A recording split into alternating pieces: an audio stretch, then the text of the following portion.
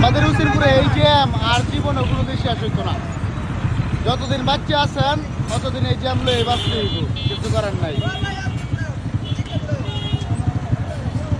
এই যে কয়েকজন ভাই মানবিক কাজ করতেছে, আসলে তারা তাহাতে জ্যামটা ছুটতেছে। এই আমরা সবসময় জ্যাম লাগলে নিজেরা এইভাবে ছুড়াই দিই। যতদিন পর্যন্ত হোসেনপুর বাজার অটো স্ট্যান্ড না হয় ততদিন পর্যন্ত এই জ্যাম লাগে থাকবো, আর এই জ্যামও জমাই বাঁচতে হইব। কারণ কম ভিডিও দিছি না এই অটো জ্যাম ছুড়ানি লাগিয়া, শেষ পর্যন্ত নিজেরা এই জ্যাম ছুড়ান লাগে। এই অবস্থা হলো আমাদের হোসেনপুরের। আশা করি আপনারা একটা অটো স্ট্যান্ড দিবেন,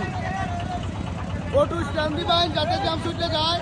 বাজারের দিন মানুষ খুব বিভ্রান্তির মধ্যে আসছে, কেউ বাইক যাইতে পারতেছে না। অটো স্ট্যান্ড লাগবে, এনে একটা অটো স্ট্যান্ড লাগবে ভাই এই জ্যাম কি প্রতিদিন লাগে, তাই না?